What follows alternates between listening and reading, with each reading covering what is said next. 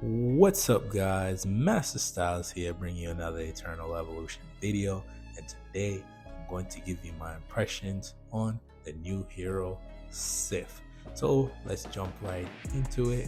Here she is, Hyperevolve, level 90, and whew, man, this is a good one. I'm telling you, she's a good character. I like her so far. I love it. Need more testing, but I love it. I am going to eventually get her to 120. Her attack is 59k, and I think her health need to be improved a little bit.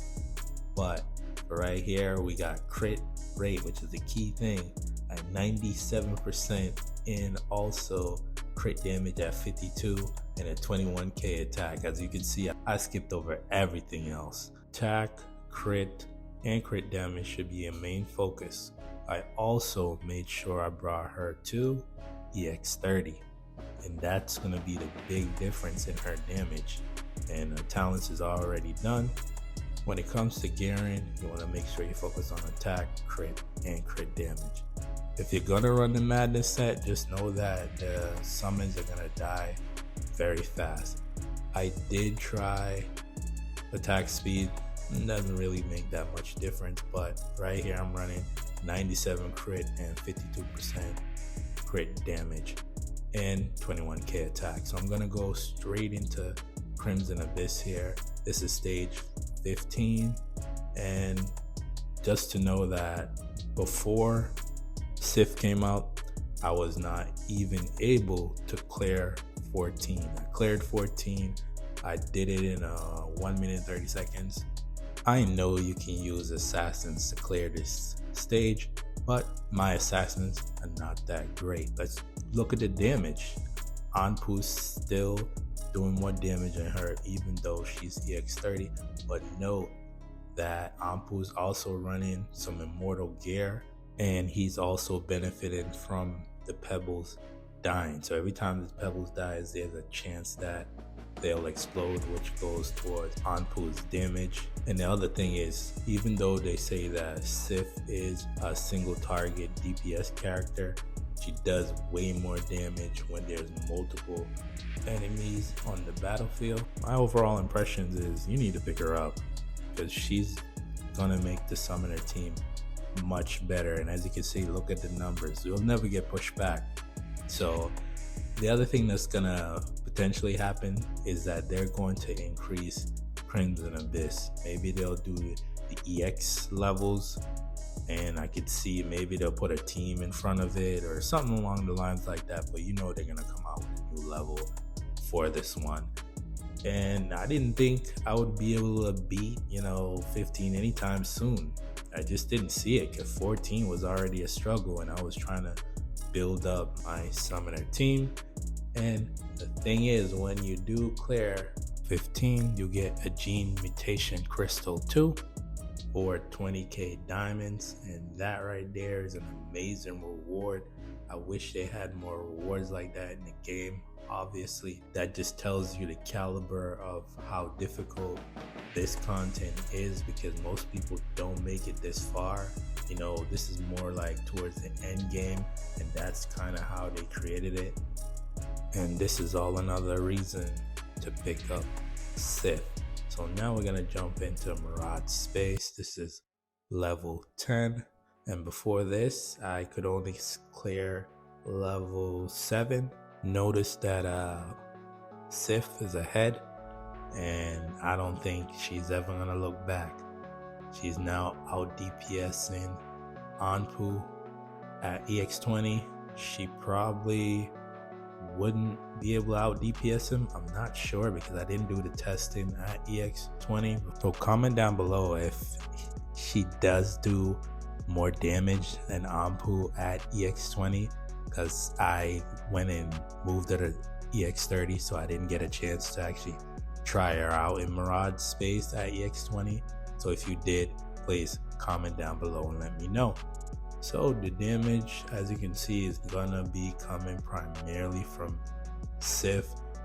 And at this point, do you take out Daniel? Because as you can see, even Dorelli is doing more damage than him. problem with Daniel here is whenever he does his ultimate, as you can see there, boss moves around so much that he's just gonna move away from wherever drops his bear.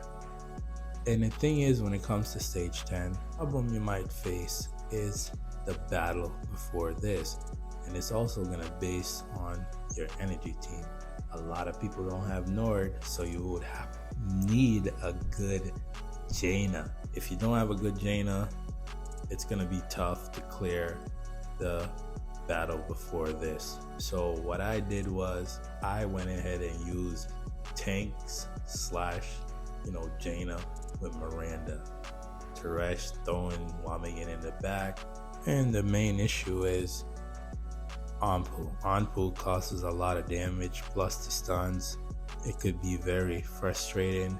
The team is also running extraction, so it was a lot for me. It may be easy for you, may be tough, but I do suggest you run tanks because they will help to knock off a lot of the summons and get to the summoners. So I did end up clearing this one, and it was fairly simple. I call them the Swarm. I know they're called summoners, but it's pretty much the Swarm now. We got us some nice awards, so here's a bonus. I wanted to take her out of the summoner team, so now we're gonna put her with the assassin / Teresh. My reasoning for bringing her in this one was because Gobo does a lot of crit damage, and who else loves crit damage more than Dominic? So just watch the explosion. I want you to watch this second explosion. That was the first one. Gobo still isn't that big yet, but watch this second explosion right here. And I feel like I love when he's in the punch.